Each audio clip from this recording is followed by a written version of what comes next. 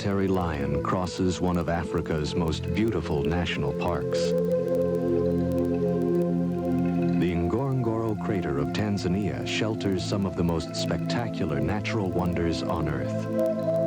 Over 2.5 million years ago, a great volcanic cone erupted. When the dust finally settled, all that remained was a giant bowl 12 miles across, surrounded by a rim rising 2,000 feet above the crater floor. During the wet season, abundant rainwater flows down the walls of the crater to form Lake Makat, where flamingos return to feed by the thousands. The water absorbed in the crater during the wet season provides an ample supply of grass, which for most of the year supports a population of up to 25,000 large animals, including herds of wildebeest, water buffalo, elephant, rhinoceros, hippopotamus, and eland.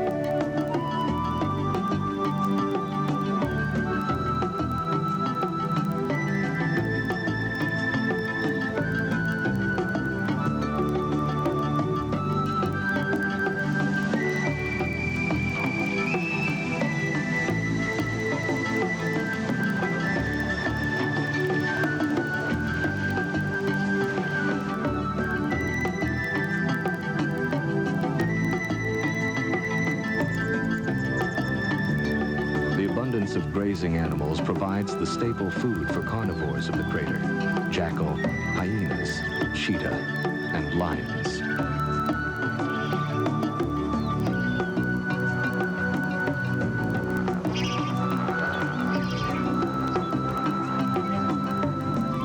But of all the animals that are found here, it is the lion that dominates. About 80 lions live in family groups, or prides, of 8 or more, spread evenly across the crater. From records kept over the past 20 to 30 years, it is known that the number of lions in the crater has remained about the same. The gestation period of the female lion is about 110 days. There is no special birth season, and cubs can be born throughout the year. Like most cats, lions usually sleep or rest during the day for up to 21 hours. They will even rest between periods of feasting on a kill. Some will climb into trees to sleep, draped over the branches, to avoid insects that swarm over them on the ground. Others, gorged with meat from a kill, will roll from side to side, seeking a comfortable position for the large meal bulging in their stomachs.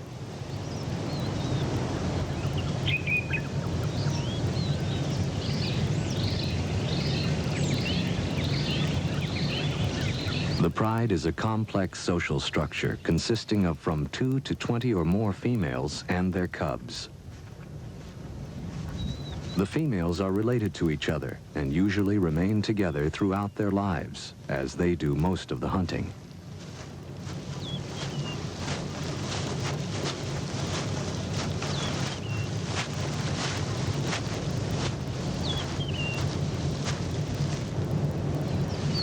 After a meal, the pride gathers, grooming and touching each other and strengthening their family bonds. During rest periods, the cubs stay close to their mothers or other females. Here in the Ngorongoro Crater, water is plentiful most of the year. The lions usually drink once a day, in the early morning or after a kill.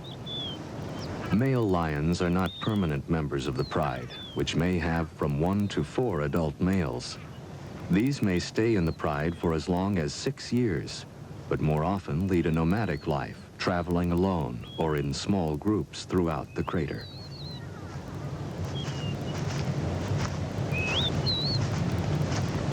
When hunting, the pride will either band in small groups or roam alone in search of prey.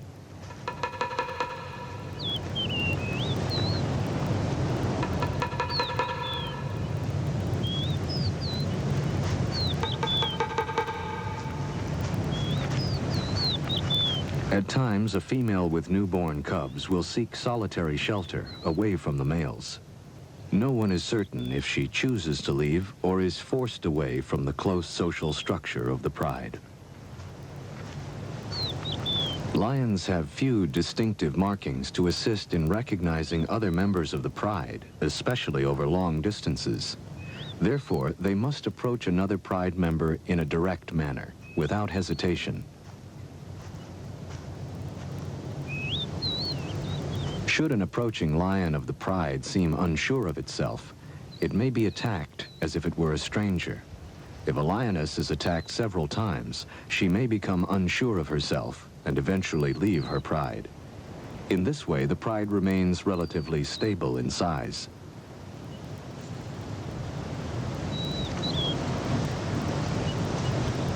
Like most young cats, lion cubs spend a great deal of time playing.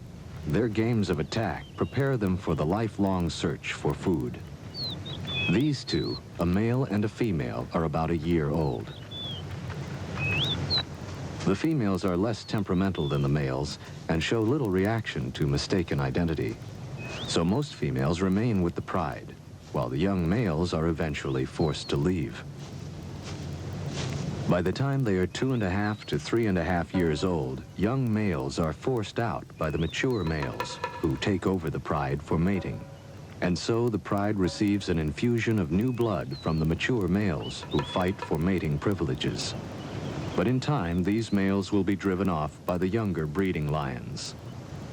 Due to increased tourism, the lions have become accustomed to vehicles and to humans filming and observing their behavior. The camera crew has left the camera running while the young lions inspect the tires.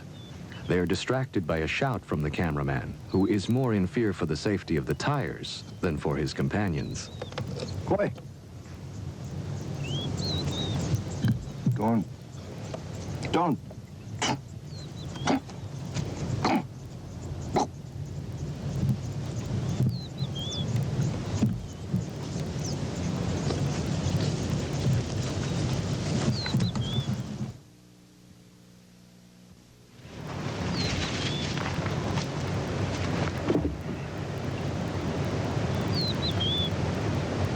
The yearlings return to their mother for comfort and grooming. In a few years, the male yearling may be driven from the pride by an older male seeking to stake a claim. The young male will then spend a few years wandering alone or with other young males. As summer wears on, the great herds of wildebeest range over the crater floor. Grazing in the shimmering heat of the sun, the great herds are one of the main prey of the crater lions. The zebra are safer on the barren plain, but as they move into the taller grass, they are now at risk by the stalking female lions. The mottled brown coat of the lioness blends perfectly with the tall grass, now parched and brown in the summer sun. Hardly moving, the great cat waits for the unwary zebra to move closer to its place of concealment. It is not unusual for only one lion to hunt a zebra. Even though she may have greater success in numbers, once the lioness reaches her prey, the zebra will have little chance of survival. She stalks downwind of the zebra, slowly working her way closer and closer. Now joined by another lioness, she continues to wait for the zebras to move closer. Lions do not have the speed or stamina of other great cats, like the cheetah, and must wait patiently while their prey moves closer, and then, with a short sprint, attempt a quick kill. Now less than 50 feet from the zebra, the lioness waits. She is barely visible to the unsuspecting herd. She begins to close in, hunched low in the tall grass.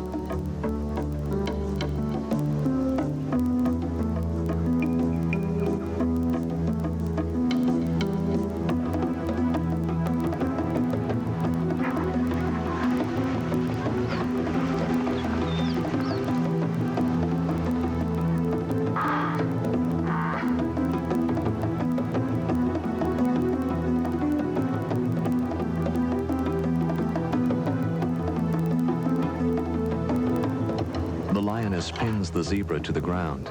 The rest of the pride begins to devour the still living zebra.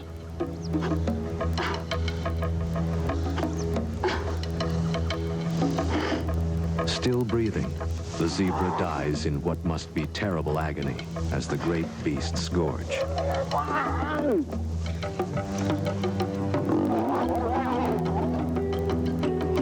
Their stomachs filled, the lions clean each other by licking the still fresh blood from each other's muzzles and coats.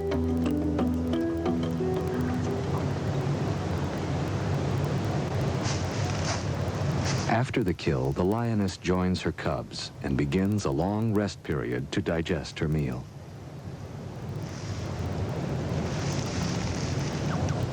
Some miles away, a second pride is preparing to hunt.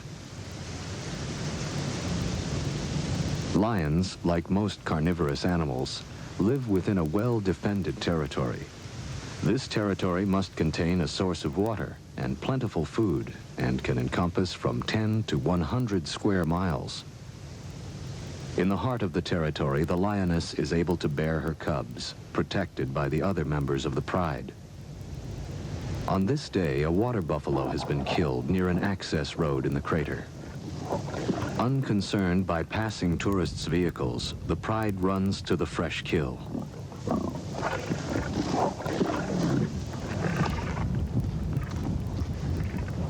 The pride's territory is carefully guarded by the dominant males.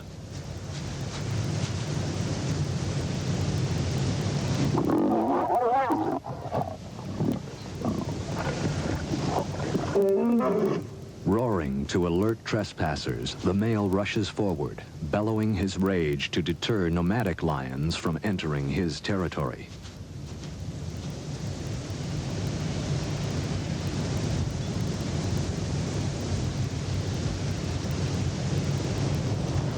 Now safe from outsiders, the pride is on the move, possibly searching for more game or a protected water source.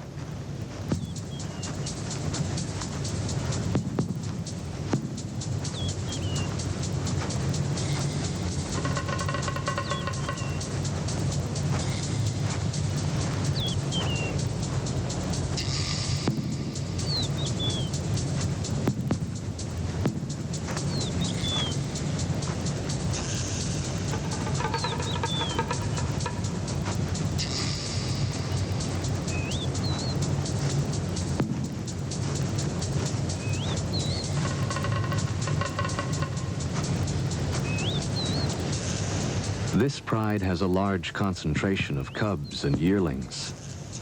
Stretched out along the access road, they seem indifferent to time or distance as they slowly make their way, following the others.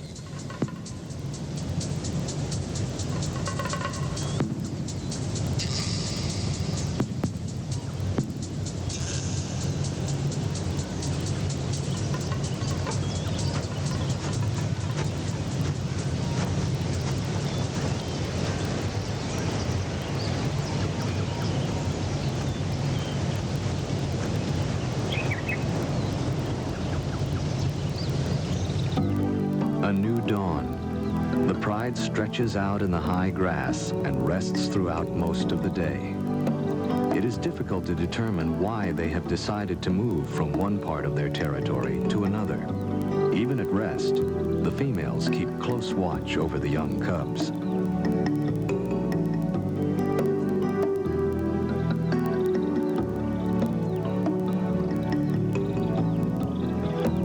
Have a well-defined system of communication.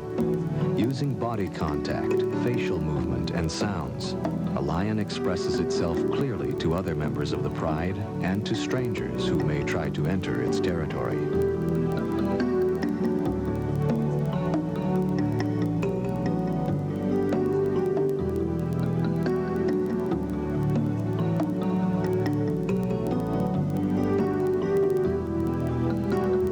As spring turns to summer, a flock of crowned cranes flies over a herd of zebra feeding on the open savanna.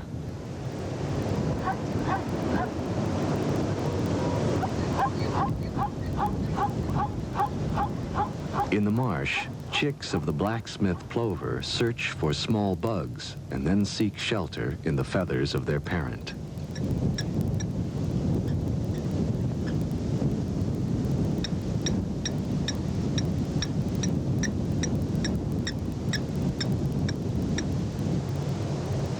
Emerging from her hiding place, a female and 3 very small cubs set out to join the pride. For the young cubs, it is a long trip across the open plain. Camouflaged by the long grass, the female usually remains in hiding until her cubs are old enough to walk. Lion cubs are almost helpless when born. Weighing from 2 to 5 pounds at birth, they can barely crawl and do not open their eyes before 1 or 2 weeks. Newborn cubs have a slightly spotted coat, which helps to hide them in the thick grass. This color changes after 3 to 5 months. Sensing that the smallest and weakest cub is falling behind, the lioness gently carries it by the neck across a dry mud bank, while the other 2 cubs scurry to keep up.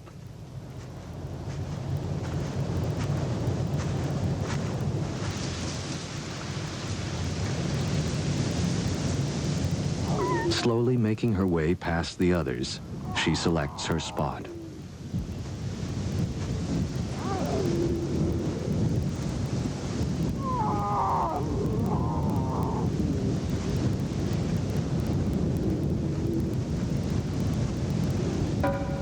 Here she rests while the cubs nurse.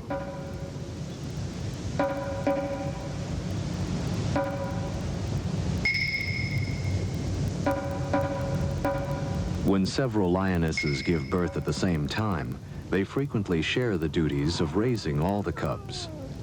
This communal area then becomes the general meeting place for the entire pride.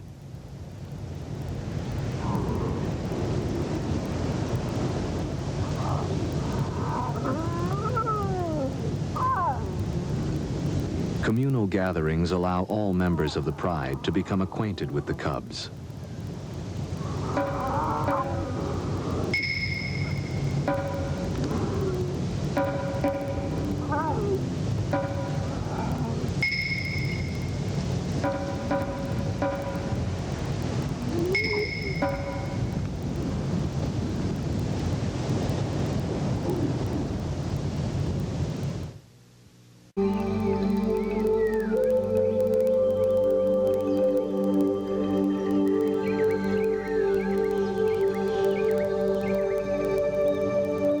As dawn breaks over the crater rim, a herd of elephants spray dust across their backs to discourage biting insects.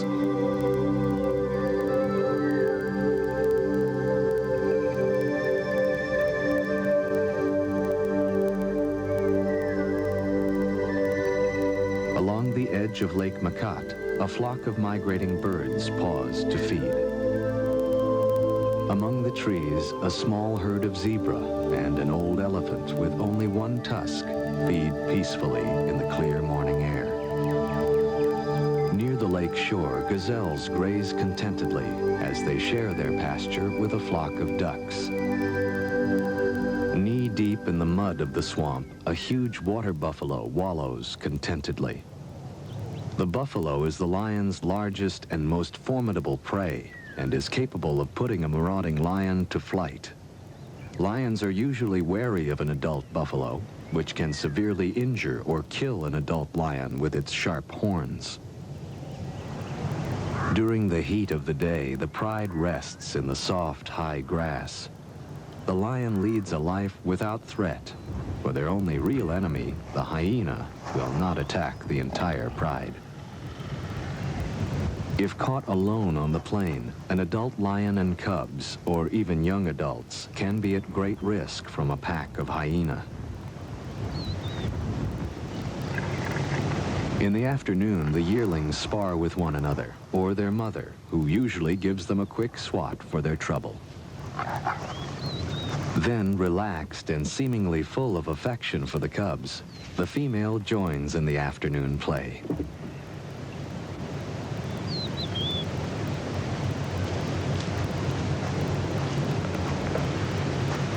A young male and female of the pride also share in mock combat, which helps them sharpen their skills for real attacks as hunting adults.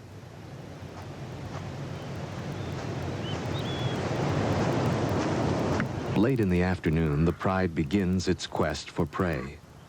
Separated from a small herd of zebra by the mud flats of a slowly drying lake, two females are forced to leap a small stream.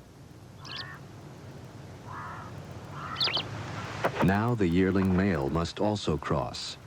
He seems in a quandary whether he should jump as the adult females have done or swim.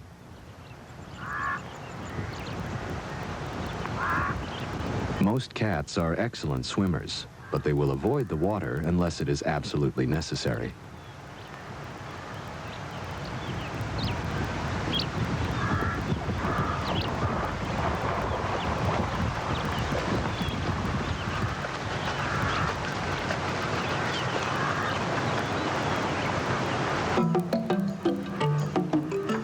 Moving slowly, the pride spreads out across the plain, making its way to a herd of zebra over a mile away.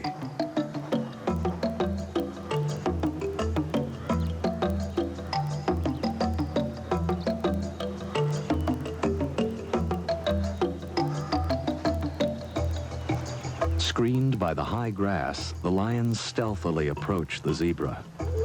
With the wind blowing from the zebra toward the lions, the zebra are unaware of the approaching danger. Lions are known to approach their prey from either upwind or downwind.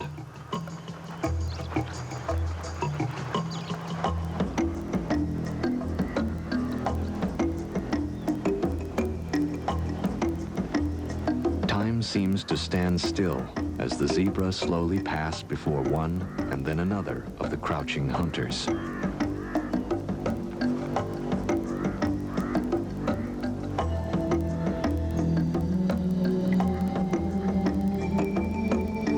The zebra are crossing this area to graze near a large herd of wildebeest. Now, one lioness begins to move toward the zebra. Nearby, the entire pride is waiting for the moment to charge.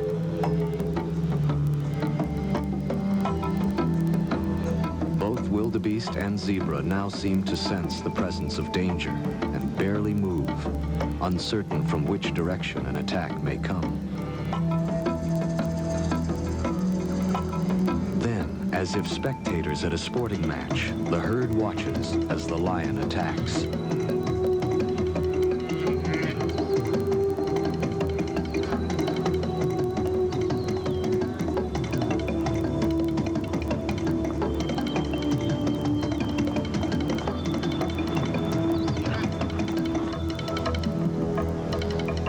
Lions are slower than zebra and wildebeest and are only about 30% successful, even when hunting in a group. After resting, the pride prepares for another attempt. The dominant female heads off in the direction of a large herd of buffalo. Extremely dangerous, the African water buffalo can weigh as much as a ton.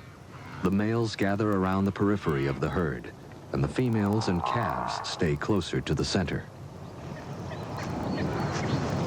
Seldom do one or two lions attempt an attack on a small herd of buffalo, or even on a single member that is feeding alone.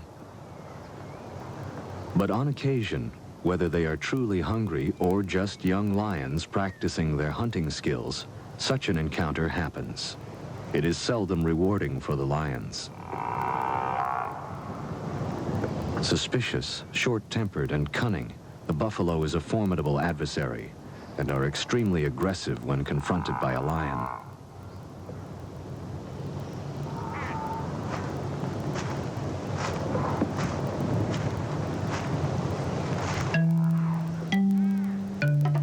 In such short grass, the lions come as close as they can. Then they attack.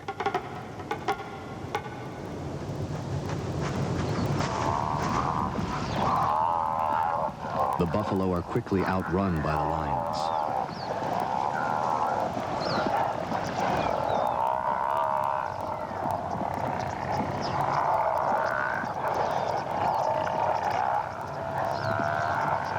It's not a fair match. 2 lions and 3 buffalo. The lions quickly break off when the buffalo turn to confront them.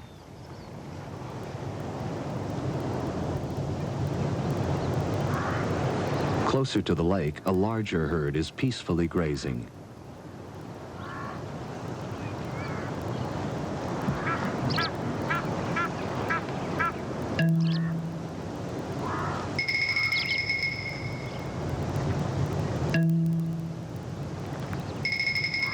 Here the grass is higher, which affords the lion better protection from being seen.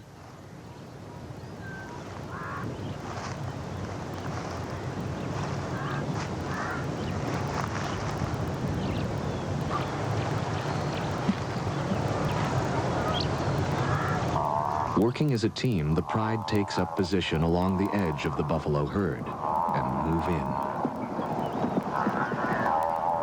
Surprised, the herd bolts, then just as quickly, whirl around to face their attackers and counterattack. The buffalo chase after the lions, who are now fleeing for their lives.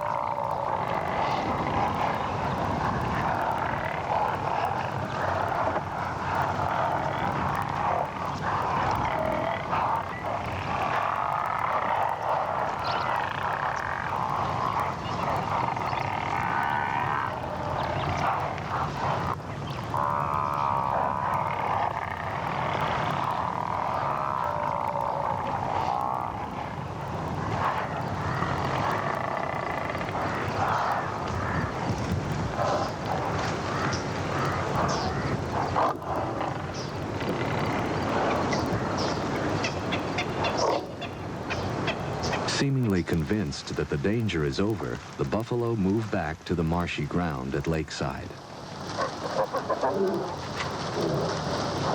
The lions, too, return to a less dangerous task.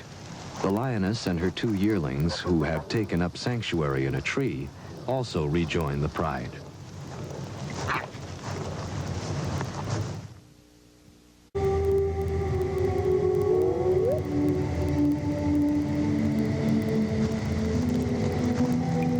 Late at night, the pride, hungry and on the prowl, move, cubs and all, to a better location for hunting within their territory. The dry season is well advanced, and the lake has lost nearly all of its water. Crossing the dry lake, the female carries one of her cubs, while 2 others try to keep up. Somehow, the pride passes too close to a herd of buffalo, who try to trample the lions. In a valiant effort to protect the cubs, the lioness dashes at the buffalo, and then runs back to her cubs, trying desperately to guide them to safety.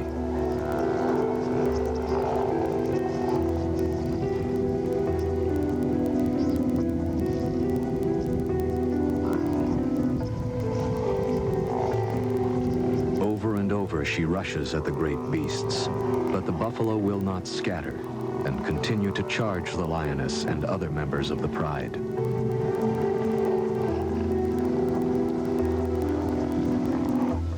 Dawn finds the savanna calm with no signs of raging buffalo. The pride has sought the shelter of a secluded spot.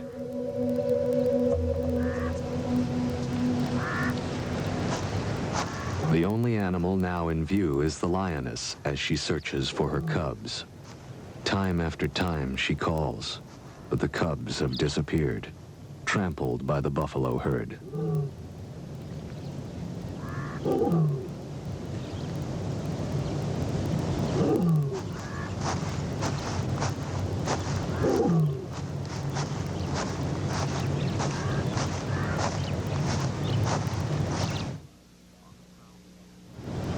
On the prowl again, the pride spots a lone buffalo feeding in the high grass along the edge of a swamp. Separated from its herd, a single buffalo is still extremely dangerous and must be approached with caution. This large male, with its ear torn from either previous attacks or thorn bushes, is joined by a wattled starling who makes a meal from the ticks that infests the hide of the bull. Deciding to attack, the pride begins to stalk the bull.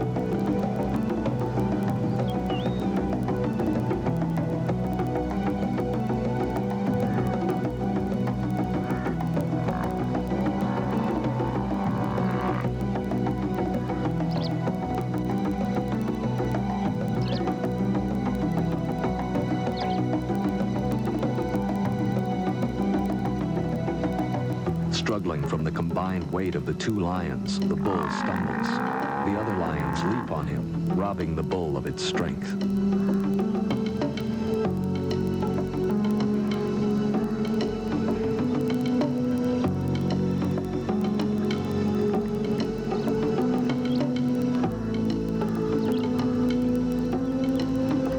A yearling bravely joins the fight and attacks the bull's head.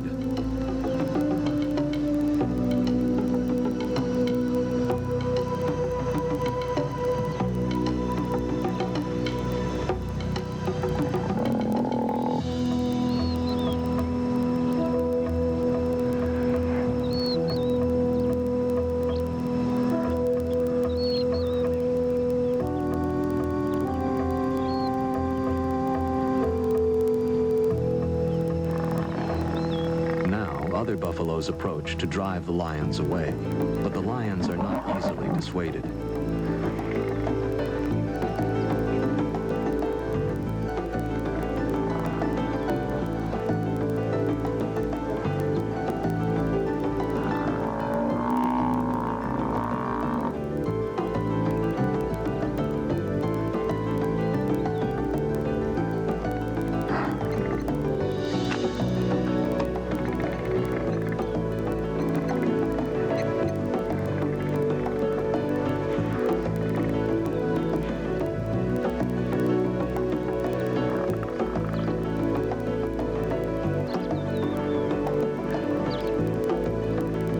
Having drawn blood, the lions continue to pursue the injured bull.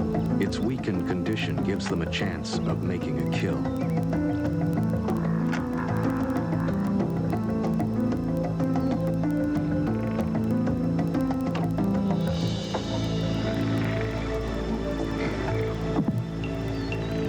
The injured bull seeks refuge in the swamp, but the lions hold their position at the edge of the herd.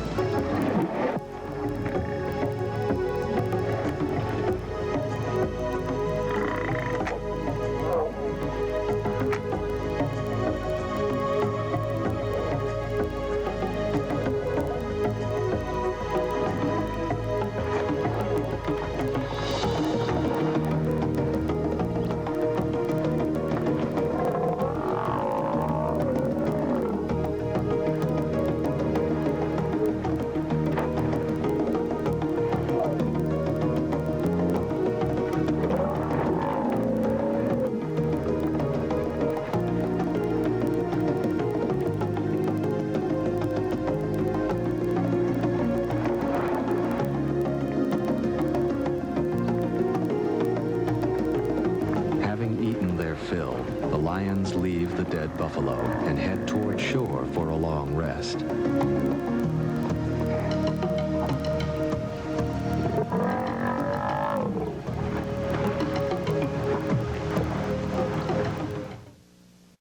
Great clouds begin to build over the crater as the dry season gives way to the wet.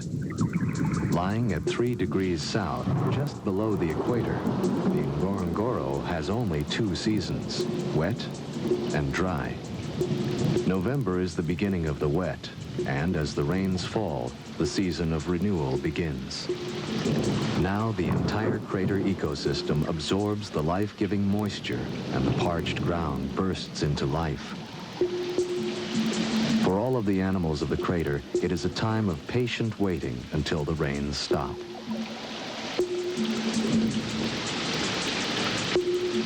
Wildebeest, Grant's gazelle, lion, all soak in the cool rain.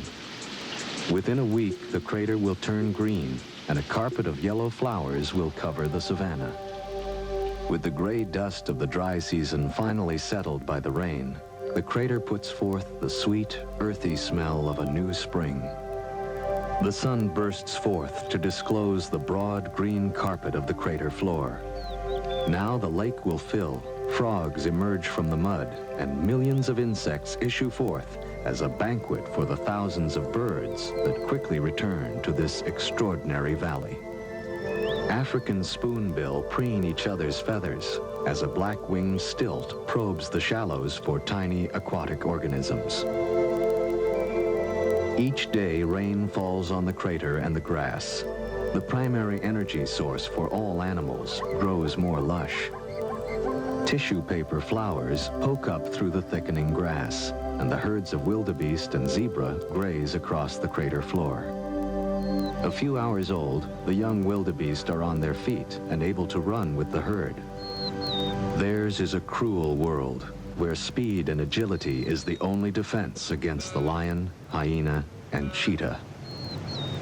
With their umbilical cords still hanging from their stomachs, the young wildebeest cavort, while another newborn, less than an hour old, stays close to its mother's side. Close by, a female and calf share a small stream with a flock of sacred ibis. The female is ever cautious of marauding carnivores. Near the service road that crosses the crater, a female lion with 3 cubs has emerged from hiding and is slowly moving to rejoin the pride. Young cubs like these have bluish-gray eyes for the first few weeks after birth. Then their eyes turn an amber color.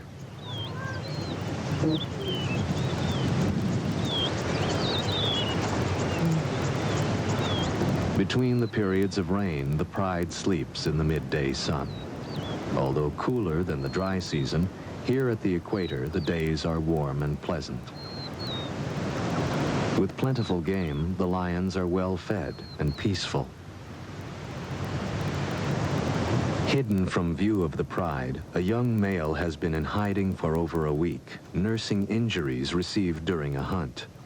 Now it emerges, its hind leg obviously swollen with a festering wound.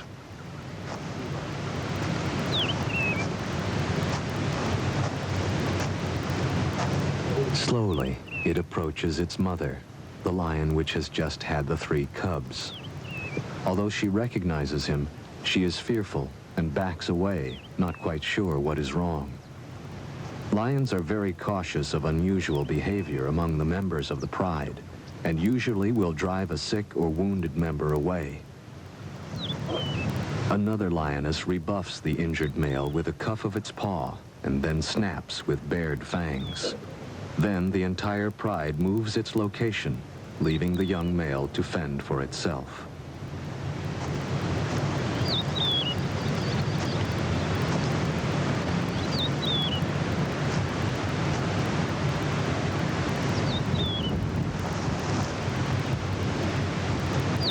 So weak it can hardly care for its wound, the male is no longer able to live with the pride. At nightfall, the pride will leave the area, and the young injured male will be left defenseless against a hyena attack.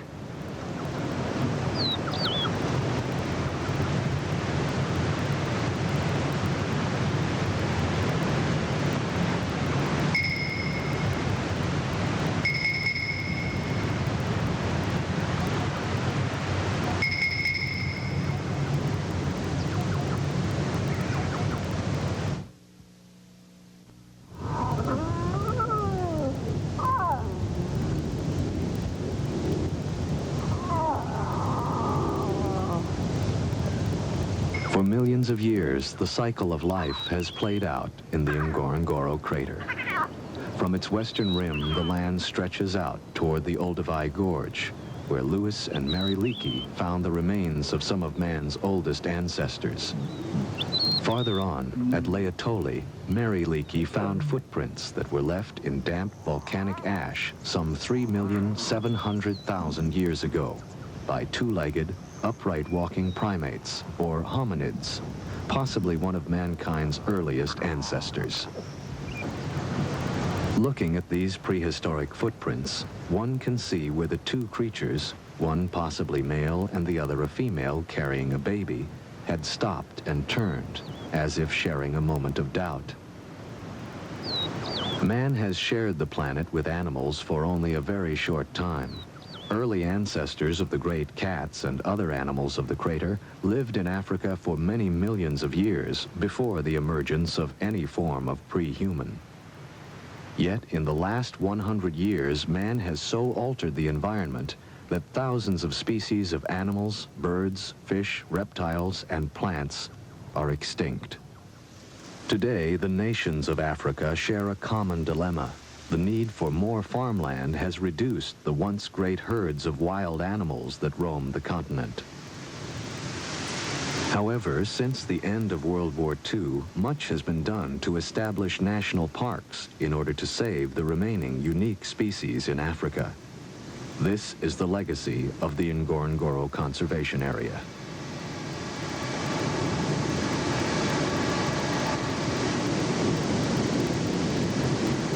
Controlled in part by the crater's 2,000-foot-high rim, most animals are still free to migrate in and out of the crater. A young female slowly climbs up the rim to seek another pride outside on the Serengeti Plain. No one will know why she was forced to leave. But the life of the crater lions will pass on from one century to another, as long as modern man is aware of their fragile existence and is willing to exercise care. The infinite beauty and variety of the natural world is mankind's greatest treasure. All must exercise great care to preserve the environment and all of nature's creatures. Symbol of strength and majesty since the beginning of recorded history, the lion has always commanded man's respect. For centuries, it was considered an act of courage to kill a lion, and only recently have certain tribes given up the practice of a young man killing a lion as his rite of passage into manhood. Still free to roam the Ngorongoro Crater, the lions are protected by the government. Located in the Arusha region of northern Tanzania, southeast of Serengeti, the Ngorongoro Crater and its wildlife are one of the world's most beautiful sights and must be preserved.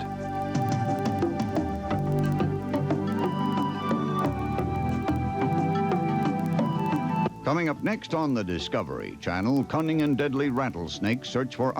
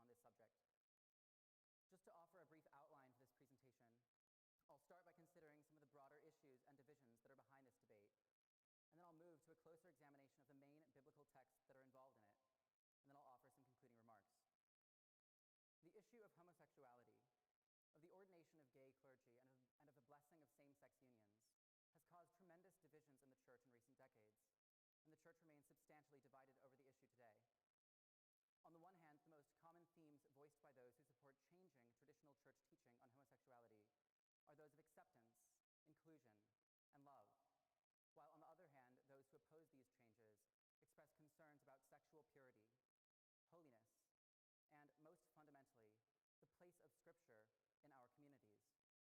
Are we continuing to uphold the Bible as authoritative? And are we taking biblical teachings seriously, even if they make us uncomfortable?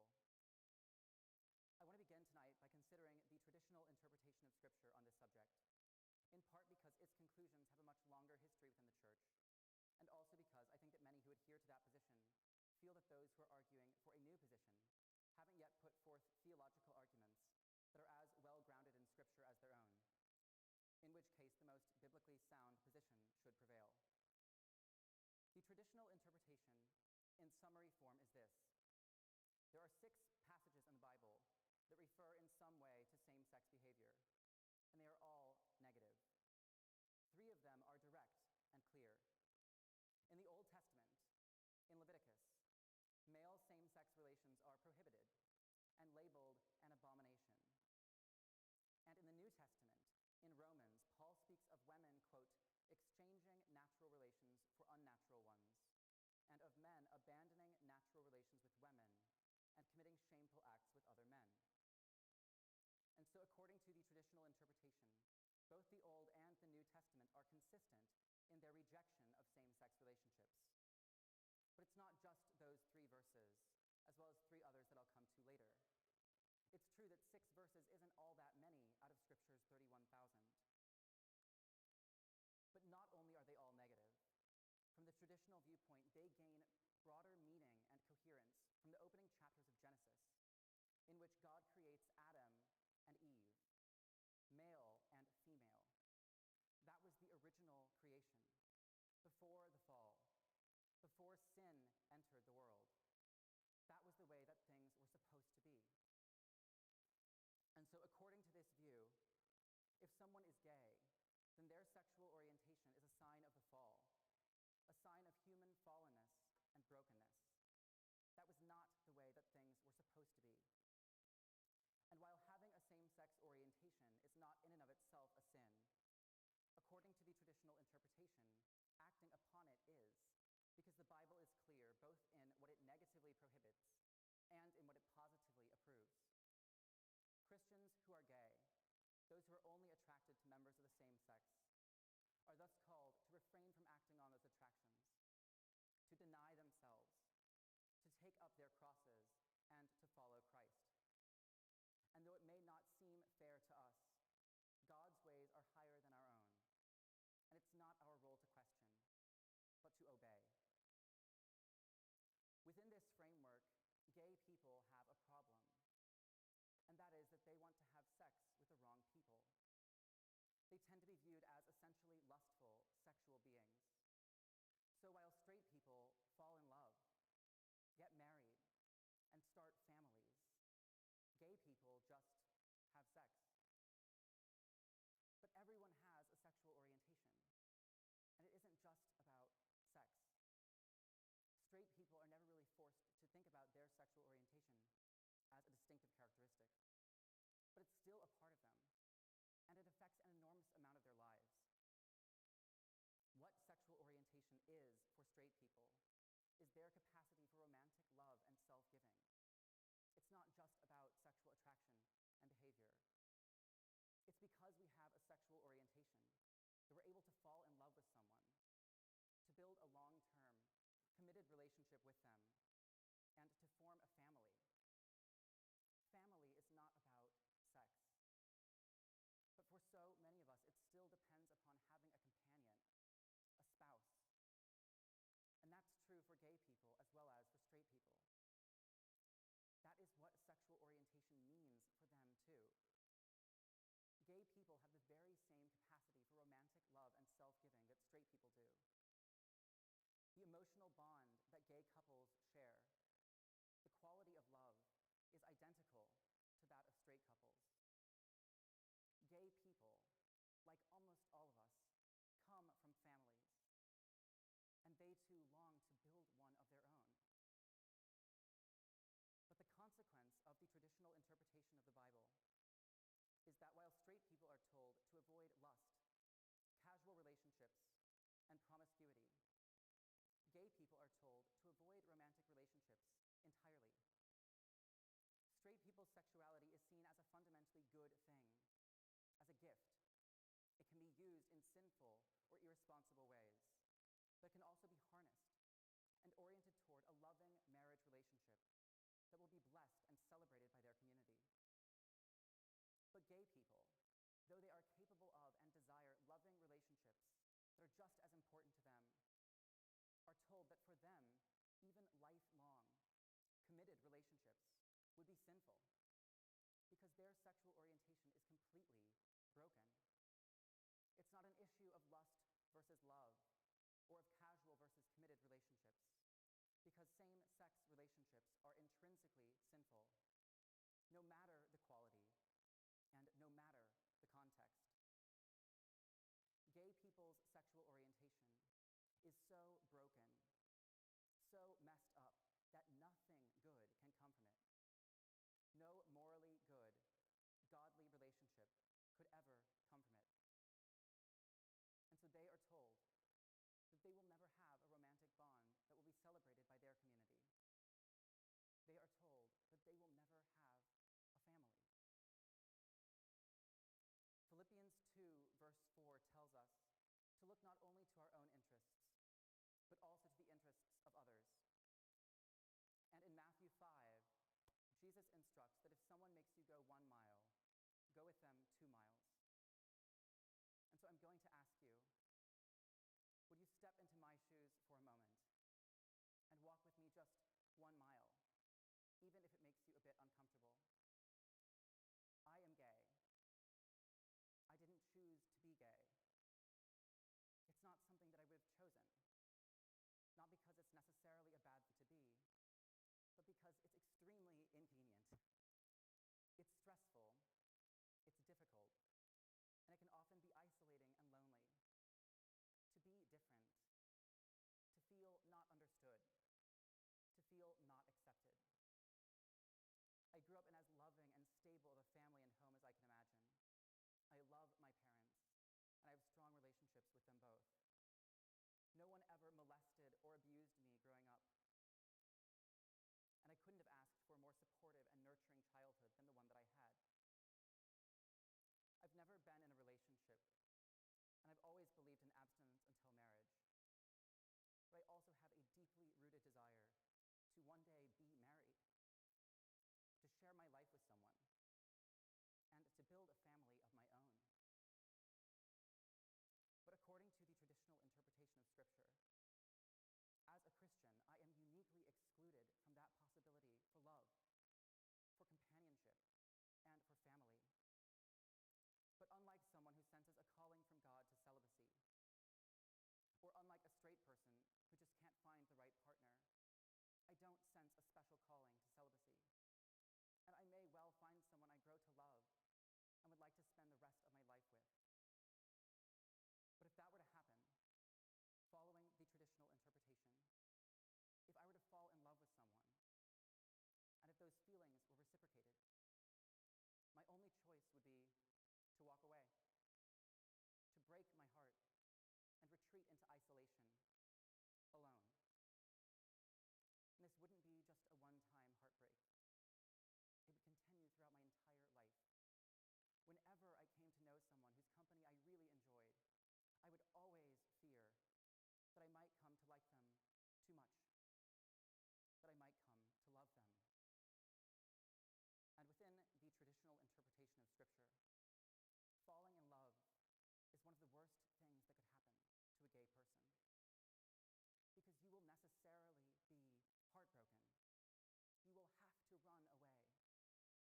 And that will happen every single time that you come to care about someone else too much. So while you watch your friends fall in love, thank you to everybody for coming tonight. I really appreciate it, and for being interested in learning more about this subject. I also want to thank College Hill United Methodist for graciously agreeing to host the event. My name is Matthew Vines. I'm 21 years old, and I'm currently a student in college, although I've been on leave for most of the last 2 years in order to study the material that I'll be presenting tonight. I was born and raised here in Wichita, in a loving Christian home and in a church community that holds to the traditional interpretation of Scripture on this subject. Just to offer a brief outline for this presentation, I'll start by considering some of the broader issues and divisions that are behind this debate, and then I'll move to a closer examination of the main biblical texts that are involved in it, and then I'll offer some concluding remarks. homosexuality, of the ordination of gay clergy, and of the blessing of same-sex unions has caused tremendous divisions in the church in recent decades, and the church remains substantially divided over the issue today.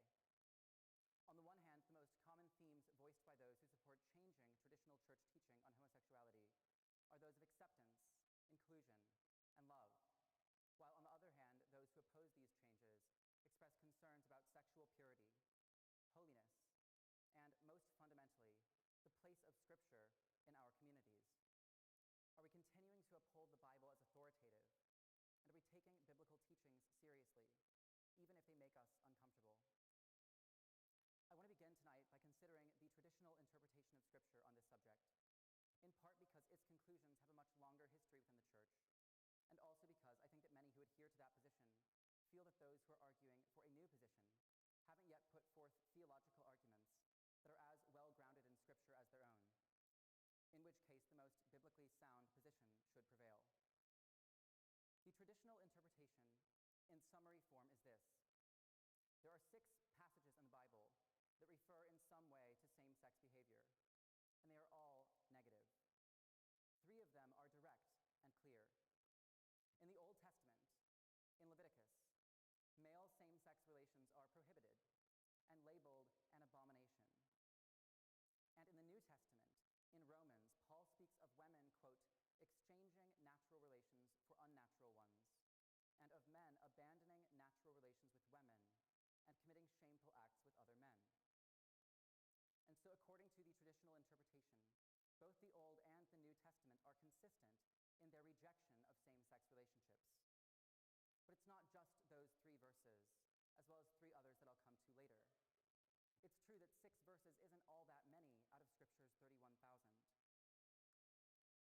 But not only are they all negative, from the traditional viewpoint, they gain broader meaning and coherence from the opening chapters of Genesis, in which God creates Adam and Eve, male and female. That was the original creation, before the fall, before sin entered the world. That was the way that things were supposed to be. And so according to this view, if someone is gay, then their sexual orientation is a sign of the fall, a sign of human fallenness and brokenness. That was not the way that things were supposed to be. And while having a same-sex orientation is not in and of itself a sin, according to the traditional interpretation, acting upon it is, because the Bible is clear both in what it negatively prohibits and in what it positively approves. Christians who are gay, those who are only attracted to members of the same sex, are thus called to refrain from acting on those attractions, to deny themselves, to take up their crosses, and to follow Christ. And though it may not seem fair to us, God's ways are higher than our own, and it's not our role to question, but to obey. Within this framework, gay people have a problem, and that is that they want to have sex with the wrong people. They tend to be viewed as essentially lustful, sexual beings. So while straight people fall in love, get married, and start families, gay people just have sex. But everyone has a sexual orientation, and it isn't just about sex. Straight people are never really forced to think about their sexual orientation as a distinctive characteristic, but it's still a part of them, and it affects an enormous amount of their lives. What sexual orientation is for straight people is their capacity for romantic love and self-giving. It's not just about sexual attraction and behavior. It's because we have a sexual orientation that we're able to fall in love with someone, to build a long-term, committed relationship with them, and to form a family. Family is not about sex. But for so many of us, it still depends upon having a companion, a spouse. And that's true for gay people as well as for straight people. That is what sexual orientation means for them too. Gay people have the very same capacity for romantic love and self-giving that straight people do. The emotional bond that gay couples share, the quality of love, is identical to that of straight couples. Gay people